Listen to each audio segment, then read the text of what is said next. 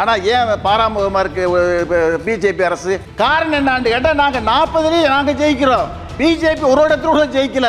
அதுக்கு எங்களுக்கு தண்டனையா? எதுக்கோ ஜிஎஸ்டி போடுறீங்க. பிராண்டட் நெய்யுக்கு 12% ஜிஎஸ்டி போடுறீங்க, சாதா நெய்யுக்கு 5% போடுறீங்க. நான் கேட்குறேன், 16 லட்சம் கோடியை கடனை வாங்கிட்டு வெளிநாட்டுக்கு ஓடிவிட்டாங்க. அந்த கடனை தள்ளுபடி பண்ணுறீங்க ஒன்றிய அரசு. பாவம் ஏழை விவசாயி மக்கள் பாலை பீச்சுறதுக்கு எவ்வளவு சிரமப்படுறாங்க. அரசு மாறுதட்டி சொல்றது நாங்கள் மாடுகளை பாதுகாக்கிறோம்னு சொல்லி. ஆனால் இன்னைக்கு ஒன்றிய அரசுக்கு வருமானம் எதிலிருந்து வருதுன்னு சொன்னால், ஆண்டு ஒன்றுக்கு 50,000 கோடி மாட்டு இறைச்சியை வெளிநாட்டுக்கு ஏற்றுமதி பண்ணுறதுல வருது. Madam, this is my maiden speech. India உலக உற்பத்தியில் இந்தியாவுடைய பங்கு 25% இருக்குது. அதில் தமிழ்நாடு 10.60 மில்லியன் டன் மூலம் 11ஆம் இடத்துல இருக்குது இன்றைக்கி பால் உற்பத்தியில்.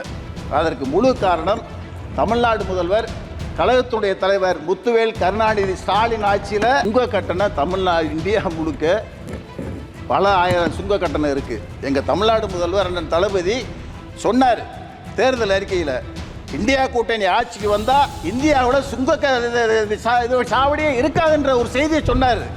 சுங்க கட்டணம் வசூல் இருக்கக்கூடாதுன்ற செய்தியும் சொன்னார். மக்கள் ஓட்டு போட்டாங்க. 40 நாடாளுமன்ற தொகுதியில் இந்தியா கூட்டணி ஜெயிச்சிச்சு. நான் என்ன சொல்கிறேன், பால் உட்பட பால் பொருட்கள் ஏற்றி செல்கிற வாகனங்களுக்கு சுங்கச்சாவடியில் கட்டணம் விலக்கு அளிக்கப்பட வேண்டும். என்னை ஜெயிக்க வச்சாங்க, 5,80,000 ஓட்டு போட்டாங்க. அண்ணன் தளபதியினுடைய செல்வாக்கால் ஜெயிச்சேன். வந்து பேசுகிறேன். ஆனால் ஒன்றிய அரசு கொஞ்சம் கருணப்பார்வை பாருங்கள். தொகுதி மக்களுடைய நீண்ட நாள் கோரிக்கை அது. மாண்புமிகு பேரவை மாற்றுத் தலைவர் அவர்களே வணக்கம்.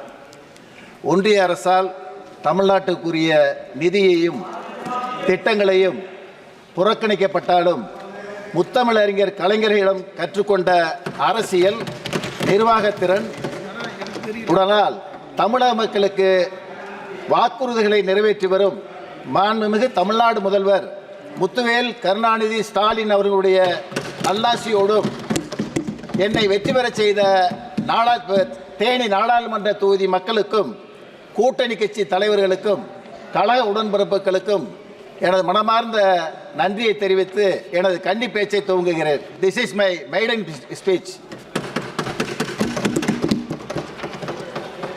ஒன்றிய அரசால் 31 துறைகள் விவாதிக்கப்பட வேண்டும் இந்த அவையில். ஆனால் 5 துறைகளை மட்டும் எடுத்து விவாதிக்கப்படுகிறது. அதை நான் வன்மையாக இந்த ஒன்றிய அரசை கண்டிக்கின்றேன். விவசாயத்துறை, கால்நடை, பால்வளத்துறை, மீன்துறைக்கு சேர்த்து ஒதுக்கிய தொகை 1,20,000 கோடி.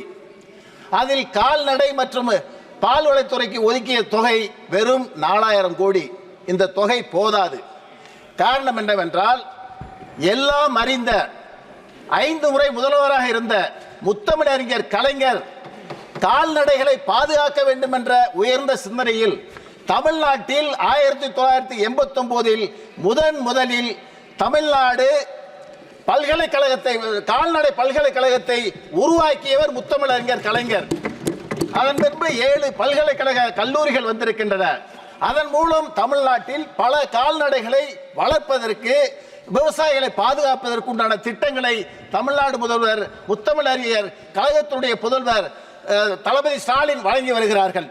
நான் கேட்பது, இந்த கூட்டத்தின் வாயிலாக நேஷனல் லைஃப் ஸ்டாக் மிஷன் மூலமாக 7 மருத்துவக் கல்லூரிகளுக்கு 300 கோடி நிதியை வழங்கி கால்நடைகளை பாதுகாக்க வேண்டும் என்பதை ஒன்றிய அரசு மூலமாக நான் கேட்டுக்கொள்கின்றேன்.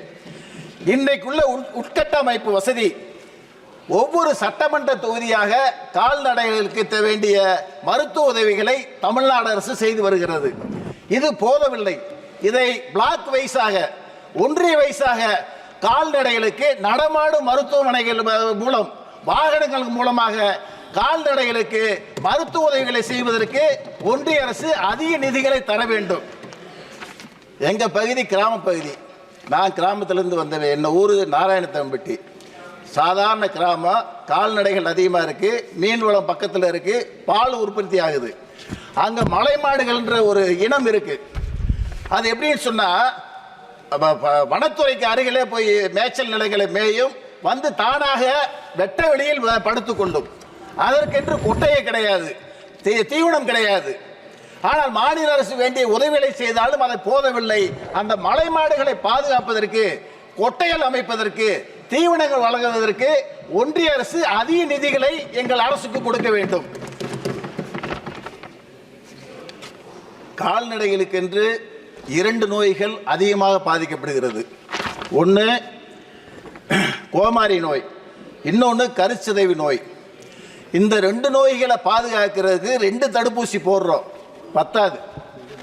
கால்நடை ஆய்வாளர்கள் சொல்கிறார்கள், national animal disease control program சொல்லுகிறது 2 தடுப்பூசி போதாது, 3 தடுப்பூசிகளை போட்டால்தான் கால்நடைகளுடைய உயிரை பாதுகாக்க முடியும் என்ற செய்தி இருக்கிறது.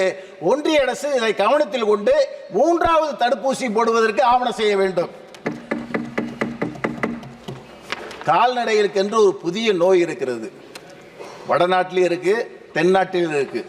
அந்த நோய் என்னன்னு சொன்னா தோல் கலலை நோய், எல்எஸ்டின்னு சொல்லுவாங்க, லும்பி ஸ்கின் டிசீஸ்.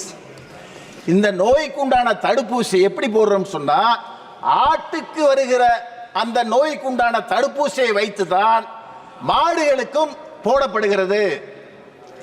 ஆகையினால் அந்த நோயை மாடுகளுக்கு கண்ட்ரோல் பண்ண முடியல. ஆடுகளுக்கு தடுப்பூசி கண்டுபிடித்த ஒன்றிய அரசு அந்த மாடுகளுக்கும் இந்த நோய்க்கான தடுப்பூசியை கண்டறிந்து வழங்கினால்தான் அந்த நோயிலிருந்து காப்பாற்றி கால்நடைகளை பாதுகாக்க முடியும். ஒன்று, ஒன்றிய அரசு மாறுதட்டி சொல்றது நாங்கள் மாடுகளை பாதுகாக்கிறோம்னு சொல்லி. ஆனால் இன்னைக்கு ஒன்றிய அரசுக்கு வருமானம் எதிலிருந்து வருதுன்னு சொன்னால், ஆண்டு ஒன்றுக்கு 50,000 கோடி மாட்டு இறைச்சியை வெளிநாட்டுக்கு ஏற்றுமதி பண்ணுறதுல வருது. Madam, this is my maiden speech. Already told. 50,000 கோடி ஆண்டொன்றுக்கு 50,000 கோடி மாட்டு இறைச்சி ஏற்றுமதி செய்யப்படுகிறது. நண்பர் பேசும்போது சொன்னார், வனவிலங்குடைய எண்ணிக்கையை கால்நடை கணக்கிட்டு சொல்லியிருக்கு. பசுமாடு மொத்தம் இந்தியாவில் எவ்வளவு இருக்குன்னு பார்த்தா 30 கோடியே 30 லட்சம் பசுமாடு தான் இருக்கு டோட்டலா. 7 கோடியே 40 லட்சம் செம்மறியாடு தான் இருக்கு. 14 கோடியே 80 லட்சம் வெள்ளாடு தான் இருக்கு. 90 லட்சம் பன்றிகள் இருக்கு. 85 கோடியே 10 லட்சம் கோழிகள் மட்டும்தான் இருக்கு. மக்களுடைய ஜனத்தொகை 130 கோடி. மாட்டு இறைச்சி எப்படி போதும்? இந்த மாட்டு இறைச்சி இந்த வனவிலங்குகளை பாதுகாத்தால் தான் மக்களுக்கு உண்டான இறைச்சி கொடுக்கப்படும். ஒன்றிய அரசு கவனம் செலுத்த வேண்டும். செலவு வைக்கிறதுக்கு 3000 கோடியை ஒன்றிய அரசு செலவு பண்ணுது. பார்லிமெண்ட் கட்டுறதுக்கு 2000 கோடியை செலவு பண்ணுது. 130 கோடி மக்களுக்கு இறைச்சிகளை கொடுப்ப வனவிலங்குகளுக்கு பாதுகாப்பான நிதியை மாநிலங்களுக்கு ஒன்றிய அரசு வழங்க வேண்டும் என்பதுதான் என்னுடைய நியாயமான கோரிக்கை. பால் உற்பத்தியில் இந்தியா, உலக உற்பத்தியில் இந்தியாவுடைய பங்கு 25% இருக்குது. அதில் தமிழ்நாடு 10.60 மில்லியன் டன் மூலம் 11ஆம் இடத்துல இருக்குது இன்றைக்கி பால் உற்பத்தியில். அதற்கு முழு காரணம் தமிழ்நாடு முதல்வர், கழகத்துடைய தலைவர் முத்துவேல் கருணாநிதி ஸ்டாலின் ஆட்சியில் அந்த கால்நடை துறையை சேர்ந்த துறைக்கு அதிகமான நிதியை வழங்குவதன் மூலம் பால் துறையில் இன்றைக்கி 11ஆம் இடத்துல தமிழகம் இருக்குது. பால் விலையில் இன்றைக்கி பெரிய போட்டி என்னன்னு சொன்னால், தனியார் துறை நிறுவனங்கள் பால் உற்பத்தி செய்து கூட்டுறவு பால் பண்ணை மூலமாக உற்பத்தி செய்யக்கூடிய விவசாயிகளுக்கு பெரிய இடையூறு இருக்குது. கெமிக்கல் கலந்து பாலை விற்கிறாங்க. அதை தடுப்பதற்கு ஒன்றிய லெவலில் ஒரு கமிட்டியை ஃபார்ம் பண்ணி அதை கண்ட்ரோல் பண்ணுவதற்கு ஒன்றிய அரசு முன் வரணும். ஒன்று. ரெண்டாவது, எதுக்கோ ஜிஎஸ்டி போடுறீங்க. பிராண்டட் நெய்க்கு 12% ஜிஎஸ்டி போடுறீங்க, சாதா நெய்க்கு 5% போடுறீங்க. நான் கேட்குறேன், 16 லட்சம் கோடியை கடனை வாங்கிட்டு வெளிநாட்டுக்கு ஓடிவிட்டாங்க. அந்த கடனை தள்ளுபடி பண்ணுறீங்க ஒன்றிய அரசு. பாவம் ஏழை விவசாயி மக்கள் பாலை பீச்சுறதுக்கு எவ்வளவு சிரமப்படுறாங்க. அவங்க வாங்குற கடனுக்கு 100% மானியத்தை கொடுங்க, கடனை கொடுங்க, அதற்குண்டான நிதியை ஒதுக்குங்க. அதை செய்வதற்கு முன் வரல. அந்த சாதாரண நெய்க்கு வரி விதிக்கிற அந்த 5% வரியை பிராண்டட் நெய்க்கு 5% கொடுங்கன்றேன். பால் உற்பத்தி அதிகமாக விலையும் பால் உற்பத்தியாளருக்கு போய் சேரும். அதுதான் எங்களுடைய நோக்கம். சுங்க கட்டணம் தமிழ்நாடு இந்தியா முழுக்க பல ஆயிரம் சுங்க கட்டணம் இருக்குது. எங்கள் தமிழ்நாடு முதல்வர் அண்ணன் தளபதி சொன்னார் தேர்தல் அறிக்கையில், இந்தியா கூட்டணி ஆட்சிக்கு வந்தால் இந்தியாவில் சுங்க சாவடியே இருக்காதுன்ற ஒரு செய்தியை சொன்னார். சுங்க கட்டணம் வசூல் இருக்கக்கூடாதுன்ற செய்தியும் சொன்னார். மக்கள் ஓட்டு போட்டாங்க. 40 நாடாளுமன்ற தொகுதியில் இந்தியா கூட்டணி ஜெயிச்சிச்சு. நான் என்ன சொல்கிறேன், பால் உட்பட பால் பொருட்கள் ஏற்றி செல்கிற வாகனங்களுக்கு சுங்கச்சாவடியில் கட்டணம் விலக்கு அளிக்கப்பட வேண்டும். Honorable member, please conclude. Sir, made in speech. பால் உற்பத்தியை வளர்க்குறதுக்கு இன்னும் 100 நாள் வேலைவாய்ப்பு திட்டத்தில் குளங்களை தூர்வாடுறோம், எல்லாம் பண்ணுறோம். இந்த சங்க கட்டடங்கள் கட்டுவதற்கு 100 நாள் வேலைகளை ஆட்களை பயன்படுத்தி கொடுத்தா அந்த விவசாய சங்கம் பாதுகாக்கப்படும்ன்றது என்னுடைய தாழ்மையான வேண்டுகோள். அடுத்து முக்கியமான பிரச்சனை எங்கள் தமிழ்நாட்டில் இந்திய இலங்கை தமிழர்கள் மீனவர் பிரச்சனை மிக நீண்ட காலமாக தமிழ்நாட்டில் இருந்து கொண்டு இருக்கிறது. பாராமுகமாக ஒன்றிய அரசு அதை கண்டுகொள்ளாமல் இருக்குது. தமிழ்நாடு முதல்வர் அண்ணன் தளபதி இலங்கையில் மீன்பிடிக்க செல்கிற மீனவர்களை இலங்கை அரசு, தமிழ் மீனவர்களை இலங்கை அரசு கைது செய்கிறது, படகுகளையும் வைத்துக் கொள்கிறது. அப்படி இருந்த 174 படகுகளுக்கு உண்டான தொகையை 6 லட்சம் வீதம் அந்த குடும்பங்களுக்கு வழங்கிய முதல்வர் தமிழ்நாடு முதல்வர் அண்ணன் தளபதி. இன்னைக்கு 74 பேர் சிறையில் இருக்காங்க. 140 படகுகள் இலங்கை இராணுவத்தினர் இருக்கு. அதற்கென்று ஒரு கமிட்டி அமைச்சிருக்கோம் தமிழ்நாடு அரசு. அந்த கமிட்டியை இலங்கைக்கு அனுப்புவதற்கு ஒன்றிய அரசு இன்னும் முன் வரல. இன்னொரு குழு இந்தோ ஸ்ரீலங்கான் ஜாயின்ட் கமிட்டி ஒன்று கமிட்டி அமைச்சர் 2022 அந்த கமிட்டி கூடுச்சு. அந்த கமிட்டி கூடுச்சு. அதுக்கு பிறகு இந்த கமிட்டி கூடுறது நோக்கமே புரியல எனக்கு. இதே மாதிரி இலங்கைக்கும் தமிழர்களுக்கு நீண்ட நாள் பிரச்சனை இருக்கு. நான் என்ன சொல்றேன், இலங்கை தமிழ் மீனவர்களுக்கு பிரச்சனை இருக்கிற இடத்துல இந்திய அரசால் நிர்வகிக்கப்படுகிற கடல் சார்ந்த இராணுவம் போய் அங்கே பாதுகாப்பு கொடுத்து 2 நாட்டுக்குண்ட பிரச்சனை தீர்ப்பது தான் ஒன்றிய அரசின் நோக்கம். ஆனால் ஏன் பாராமுகமாக இருக்கு பிஜேபி அரசு, ஒன்றிய அரசு? காரணம் என்னான்னு கேட்டால் நாங்கள் 40 நாங்கள் ஜெயிக்கிறோம், பிஜேபி ஒரு இடத்துல கூட ஜெயிக்கல. அதுக்கு எங்களுக்கு தண்டனையா? நாங்கள் சொல்வது கிராம பொருளாதாரம் எதை சொல்லுவாங்கன்னு சொன்னால் மற்றதெல்லாம் சொல்ல மாட்டாங்க. இந்த பால் வளம், மீன் வளம், கால்நடை, இதுல தான் கிராம பொருளாதாரம் 30%. அந்த நம்பர்களை, அந்த பொருளாதாரத்தை சீர்தூக்கி பார்த்து அந்த மக்களை பாதுகாக்க வேண்டும் என்பதுதான் எங்களுடைய நோக்கு. கடைசியாக எனது தொகுதி சார்ந்த பிரச்சனை ஒரு நிமிஷம். என்னை ஜெயிக்க வச்சாங்க, 5,80,000 ஓட்டு போட்டாங்க. அண்ணன் தளபதியினுடைய செல்வாக்கால ஜெயிச்சேன்.